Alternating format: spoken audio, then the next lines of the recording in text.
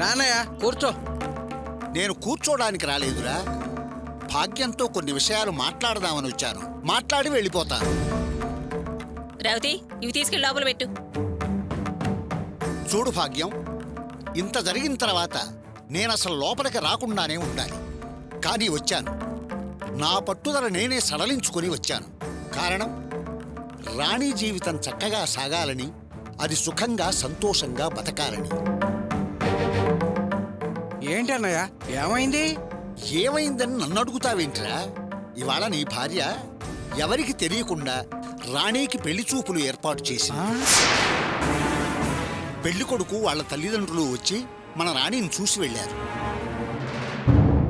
ఏంటే ఇది? ఏంటే ఇది? ఏంటి మా అన్నయ్య చెప్పేది నిజమేనా? నేను నిన్ను కట్టుకున్నవాడినే, అది నా కన్న కూతురు. నాకు తెలియకుండా ఇంట్లో పెళ్లి చూపులు ఏర్పాటు చేస్తావా? చేశాను. అయితే ఏంటంట?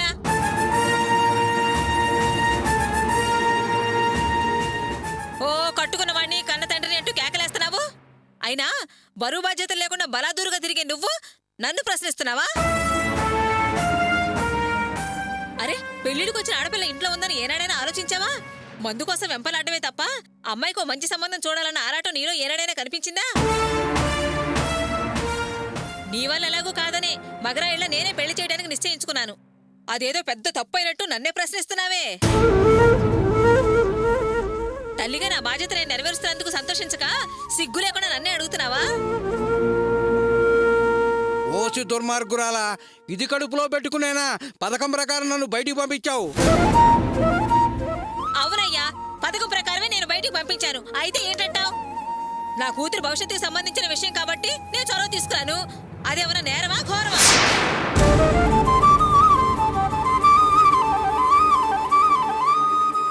దాని జీవితం బాగుండాలని, నేను చూసిన సంబంధం చెడిపోకూడదని, ఎవ్వరూ అడ్డు తగలకుండా ఉండాలని అందరినీ బయటికి పంపించాను. అది తప్ప?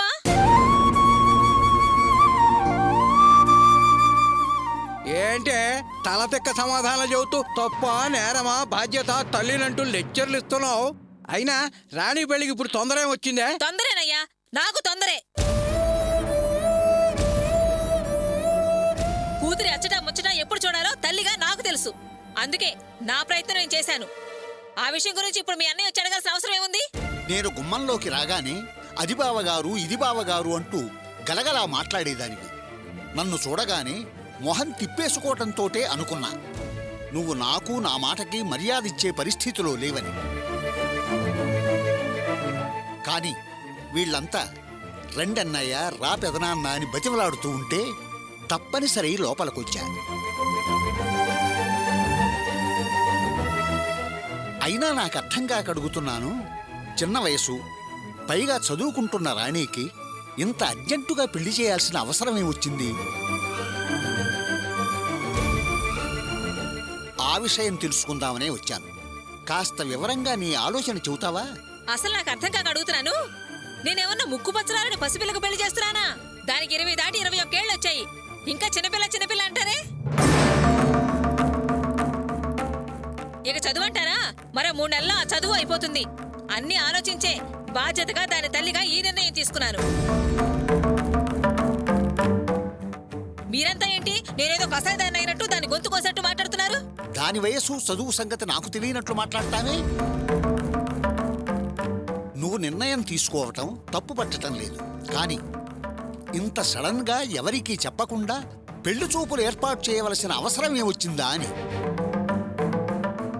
అది చదువు పూర్తి చేశాక మంచి ఉద్యోగం చేయాలనేది దాని కోరిక, గోపి ఆశ.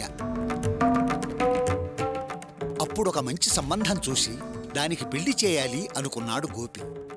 నువ్వెందుకిప్పుడు ఇలా అర్జెంటుగా చేయాల్సి వచ్చిందా అని. మీ మధ్య ఎన్ని గొడవలు వచ్చినా గోపి ఇల్లు వదిలిపెట్టకుండా ఉన్నదెందుకు? దాని పెళ్లి చేయాలనేగా. ఆ విషయం నీకు తెలీదా? అన్నీ తెలిసి ఎవరికీ తెలియకుండా పెళ్లి చేయాలని ఎందుకు అనుకుంటున్నావు? కారణం లేకుండా నేను ఏ పని చేయను. నేను జ్యోతిష్యుని కలిశాను.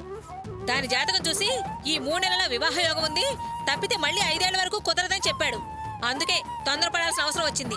చాదస్తం కాకపోతే ఇంకా ఈ రోజుల్లో జాతకాలు, జ్యోతిష్యాలంటూ దాని జీవితం నాశనం చేయాలని చూస్తావా? మీ ఇష్టం వచ్చినట్టు మాట్లాడకండి. మీకు జ్యోతిష్యం మీద నమ్మకం లేకపోవచ్చు, కానీ వాటి మీద నాకు పూర్తిగా నమ్మకం ఉంది. ఎందుకంటే నా జీవితం జాతకం ప్రకారం జ్యోతిషుడు చెప్పినట్టే నడుస్తుంది. ఇప్పటికే రాణికి 21 సంవత్సరాలు వచ్చాయి. ఇంకా ఆగితే 26 సంవత్సరాల దాకా ఆగాలి. అది జరిగే పని కాదు. ఈయన చూస్తే ఇప్పుడైనా అప్పుడైనా పెళ్లి భుజాన్ని వేసుకొని చేసే మనిషి కాదు. అందుకే నేను పడే ఆరాటం ఏదో నేను పడుతున్నాను. అయినా మా పెళ్లిళ్ళు ఏ వయసులో జరిగాయో మీకు తెలుసు కదా, మరెందుకు ఈ పెళ్లికి మీరు అభ్యంతరాలు చెప్తున్నారు? ఇందాకటి నుంచి ఎందుకులే మాట్లాడదామని ఊరికే ఉండిపోయాను, కానీ ఇప్పుడు మాట్లాడక తప్పట్లేదు. మీ రోజుల్లో ఆడవాళ్ళు ఎక్కువ చదువుకునేవాళ్ళు కాదు. 13 ఏళ్లకే 14 ఏళ్లకే పెళ్లి చేసి పంపించేసేవాళ్ళు. కానీ ఈ రోజుల్లో పరిస్థితి అలా లేదు. అమ్మాయిలు బాగా చదువుకుని డబ్బు సంపాదించి ఉద్యోగం చేస్తూ పెళ్లి చేసుకుంటున్నారు. ఇంకా చెప్పాలంటే అబ్బాయిల కంటే అమ్మాయిలే పెళ్లి చేసుకోకుండా ఆగుతున్నారు. 30 ఏళ్ళు వచ్చినా కూడా ఆగుతున్నారు. ఈ విషయాలన్నీ తెలిసి కూడా నువ్వెందుకు రాణికి పెళ్లి చేయడానికి తొందరపడుతున్నావో నాకు అర్థం కావట్లేదు. నీకు అర్థం కాకపోవచ్చు నాయనా, ఎందుకంటే నువ్వు 25 సంవత్సరాలు బయట ప్రపంచం అంటే ఏంటో తెలియని దాన్ని పెళ్లి చేసుకున్నావు కదా.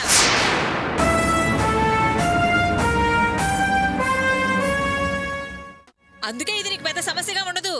నా తొందర నాకుంటుందిగా. తనెంతో జగమంతా అనుకుంటే కుదరదు. చూడండి, మీరు మాట్లాడుకోండి, మధ్యలోకి నన్ను లాక్కండి. నా పేరు ప్రస్తావన తేవద్దు. ఆహా, ఇంకా మాట్లాడేదేంటి మహారాణి అని చూస్తున్నానమ్మా. ఏమి ఎరగనట్టు మొగుడి రెచ్చగొట్టి ఇప్పుడు నా పేరు లాగొద్దు, నా ఊసెత్తొద్దు అని ఎంత తెలివిగా మాట్లాడుతున్నావే. ఏం మాట్లాడుతున్నారు మీరు? నేను రెచ్చగొట్టానా? నువ్వు రెచ్చగొట్టావో లేదో నాకు తెలియదు అనుకుంటున్నావా? నేనెవ్వరికీ తెలియకుండా ఈ పెళ్లి చూపులు ఏర్పాటు చేశాను. పెళ్లిళ్ళ బ్రోకర్ వచ్చినా పెళ్ళాళ్ళు వచ్చినా గుడ్ల గోబరా దొంగి చోటు నేను చూడలేదనుకున్నావా?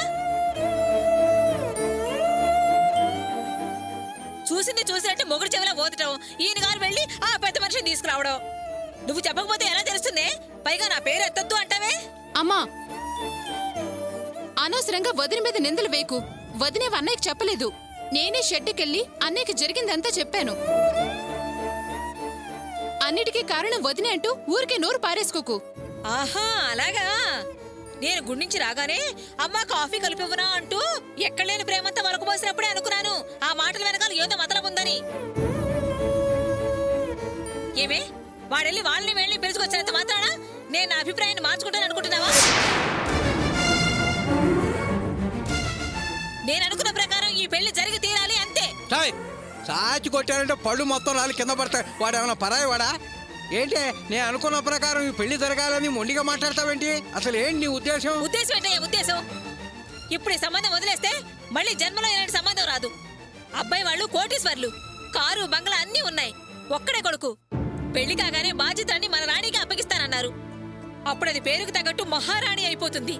దాని జీవితం హాయిగా సాగిపోతుంది. అందుకే నేను ఆ సంబంధానికి ఒప్పుకున్నాను.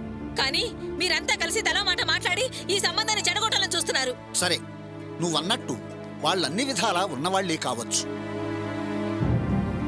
కార్లు, బంగళాలు, తోటలు, స్థలాలు ఉండొచ్చు. మరి అంత ఉన్నవాళ్లు మనలాంటి పేదంటి అమ్మాయిని వెతుక్కుంటూ వచ్చి పెళ్లి చేసుకోవాల్సిన అవసరం ఏమిటా అని. అసలు వాళ్ళెలాంటి వాళ్ళో ఏమిటో తెలుసుకోవాలి కదా. మళ్ళీ మళ్ళీ చేసేది కాదు ఇది పెళ్లి.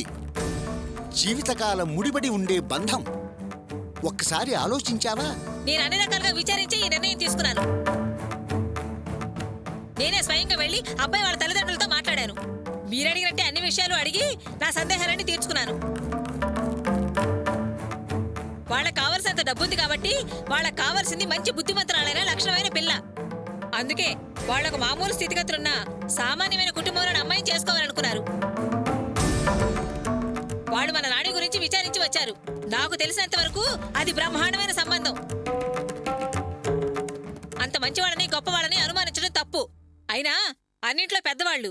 మీకు నేను చెప్పాలా? మీరిలా అనుమానించడం తప్పు. నువ్వేం తెలుసుకున్నావో, వాళ్ళ గురించి ఏమనుకుంటున్నావో నాకు బాగా తెలుసు. వాళ్ళకొకే ఒక్క కొడుకు, ఆస్తిపాస్తులున్నాయి కాబట్టి రాణి ఆ ఇంటికెళ్తే సుఖంగా ఉంటుంది అనుకుంటున్నావు. నువ్వు అంతవరకే ఆలోచించావు. ఏ ఆస్తిపాస్తులుండి కారు బంగ్లాలుంటే రాణి సుఖంగా ఉండగలదా? దాన్ని కట్టుకోపోయేవాడు ఎలాంటి వాడో తెలుసుకున్నావా? తెలుసుకునే ప్రయత్నం అయినా చేసావా? తెలుసుకోవడం ఏంటి? నా కళ్ళతో నేను స్వయంగా చూశాను. రాణికి ఈడు జోడుగా ఉంటాడు. ఏంటి ఈడు జోడా? వాడు నెంబర్ 1 రోగు, పచ్చి తాగుబోతు. ఆ విషయం తెలుసా నీకు?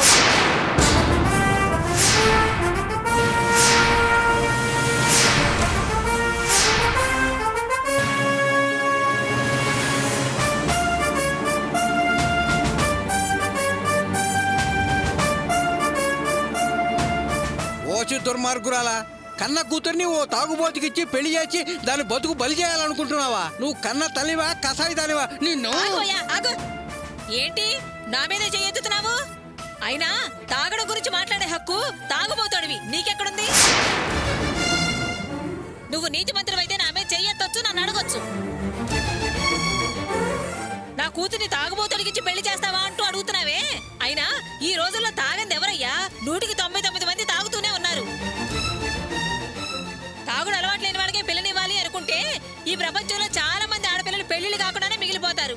ఏమిటి, అందరూ తాగుతున్నారని నీ కూతుర్ని కావాలని ఒక తాగుబోతుకిచ్చి పెళ్లి చేస్తావా?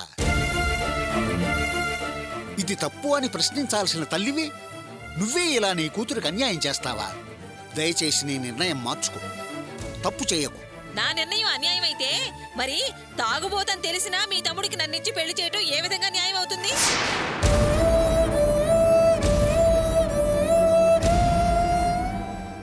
ఆ అలవాటు నా దగ్గర దాచి నా గొంతు కొయ్యటం న్యాయం అనిపించిందా?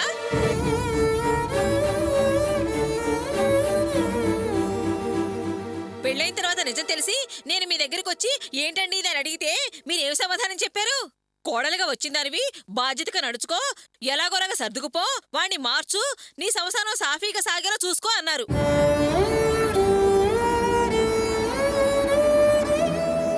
నేను సర్దుకుపోయే సంసారం చేశాను. ఈ మనిషి ఏమన్నా మారాడా, లేకపోతే మార్చడానికి మీరేమైనా ప్రయత్నం చేశారా? నేను పరాయింటి ఆడపిల్లనే కదా నా గొంతు కోసారు. ఇప్పటిదాకా నా బాధల్ని పడుతూనే ఉన్నాను. కానీ రాణి మీ ఇంటి ఆడపడుచు కదా, అందుకే మీరంతా ఇంతలా బాధపడిపోతున్నారు, విలువెల్లాడిపోతున్నారు. నేనంటే మొండిగటాన్ని మార్చలేకపోయాను. కానీ రాణి చదువుకున్న పిల్ల, అది తన భర్తను తన తెలివితేటలతో మార్చుకోగలదన్న నమ్మకం నాకుంది. మీరంతా దిగులు పడాల్సిన పనేమీ లేదు. సరే, కాసేపు నువ్వే కరెక్ట్ అనుకుందాం. నీ రూట్లోనే ఆలోచిద్దాం. ఒకవేళ రేపు పొద్దున్న నాన్న మారినట్టే రాణి పెళ్ళైన తర్వాత ఆ అబ్బాయి కూడా మారకపోతే అప్పుడు రాణి పరిస్థితి ఏంటి? దాని జీవితం నాశనం అయిపోయినట్టేగా. ఆలోచించు. ఏంటి ఆలోచించేది? నేను లేను, అలాగే అది కూడా.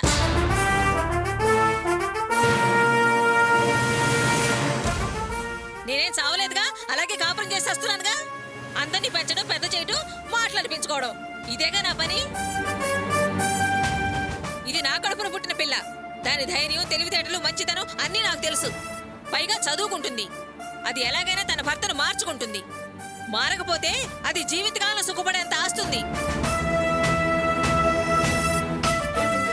ఈ పాడుపడ్డ కొంపర పట్టుకుని నేనే ఈ తాగుబోతుడితో ఏగ్గాలేంది. అన్ని రకాలుగా ఆస్తిపాస్తులుండి అది బతకలేదా? అందుకే ఈ సంబంధం మాట్లాడాను. తప్పా?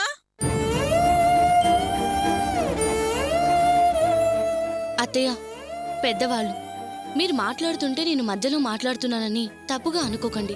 మీరు మీకు నచ్చిన విషయం చెప్పారు. మీ తప్పు లేదని, న్యాయమైన నిర్ణయం తీసుకున్నానని చెప్పారు. అవన్నీ కరెక్టే కావచ్చు. కానీ చదువుకుంటున్న రానికి ఇంత అర్జెంటుగా పెళ్లి చేయడం అవసరం అంటారా? ఇవి మిమ్మల్ని వేలెత్తి చూపాలను, తప్పు పట్టాలనే అనే మాటలు కాదు. నా మాట కూడా కాస్త వినండి. ఈరోజు రేపు ఆడపిల్లకి పుట్టినీళ్ళు మెట్టినీళ్ళు కంటే చదువే ఎక్కువ రక్షణనిస్తుంది, జీవితానికి నమ్మకం ఇస్తుంది. ఆహా, అలాగా? అసలు నాకు తెలియకడుగుతాను. చదువు గురించి అంతగా తెలిసిందానివి నువ్వు మా వాసుతో కలిసి ఎందుకు పారిపోయావు? చదువు మధ్యలోనే ఆపి ఎందుకు పెళ్లి చేసుకున్నావు? అలా చేసినా ఇప్పుడు నువ్వు బాగానే ఉన్నావుగా. నీ బతికేం అన్యాయం అయిపోలేదుగా. నా విషయం వేరత్తయ్య. అప్పుడు మేం వెళ్ళిపోవాల్సి వచ్చింది, చదువు ఆగిపోయింది. కానీ రాణి చదువుకోవాలని ఆశపడుతుంది. పాపం చదువుకునివ్వండి అత్తయ్య. ఏంటి అందరూ నాకు పాఠాలు చెప్పాలని చూస్తున్నారు? నేనేదో చెయ్యని పని చేసినట్టు వేలెత్తి చూపిస్తున్నారు.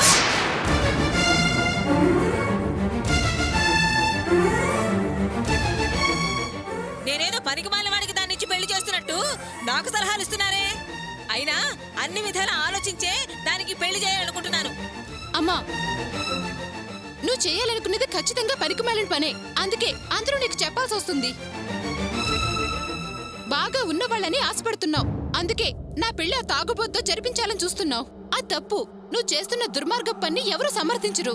ఏంటే నిన్ను సమర్థిస్తూ నలుగురు 4 మాటలు మాట్లాడేసరికి నా మీద నోరు తెరుస్తున్నావు? నీ మంచి చెడ్డల గురించి వాళ్ళకే తెలిసే. కన్న తల్లిని, నా కూతురు బతుకు బాగుండాలని కోరుకునేదాన్ని నేను.